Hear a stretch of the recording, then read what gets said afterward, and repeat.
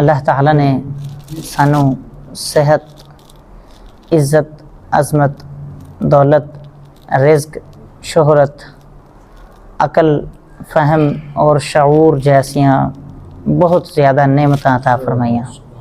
इस चीज़ से अल्लाह ताला दा शुक्र अदा करना चाहिए। जितना इंसान अल्लाह ताला दा शुक्र अदा करता है, अल्लाह ताला उन्दियां नेमतां दे विच इजाफा फरमा देंदा है। बहुत सारे लोग हैं जिहड़े चल नहीं सकते, बहुत सारे लोग हैं जिहड़े सोच नहीं सकते, बहुत सारे लोग हैं जिहड़े चख नहीं सकते, बहुत सारे लोग हैं जिहड़े सूंघ नहीं सकते, बहुत सारे लोग हैं जिहड़े वेख नहीं सकते, बहुत सारे लोग हैं जिहड़े सुन नहीं सकते, बहुत सारे लोग हैं जिहड़े अपना पेशाब अपने असली मुकाम तो नहीं कर सकते।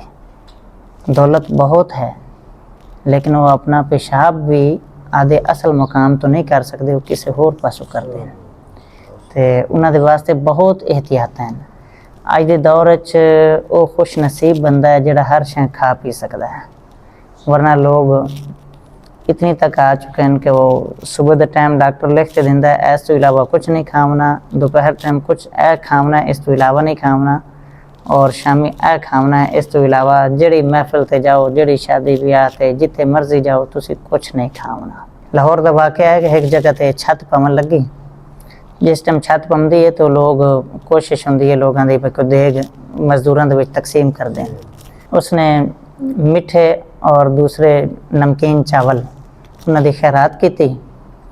लोगों ने आखा भाई खाओ, तो सारे लोग प्लेटां च लै लै ते कोई वखरे किसी जगह ते कोई कट्ठे बह जाते हैं, कोई वखरे बह जाते हैं, खाना शुरू कर जाते हैं, बड़ी खुशी नाल खांदे हैं। तो उन्होंने वेखते ना रोवन लग जाता है।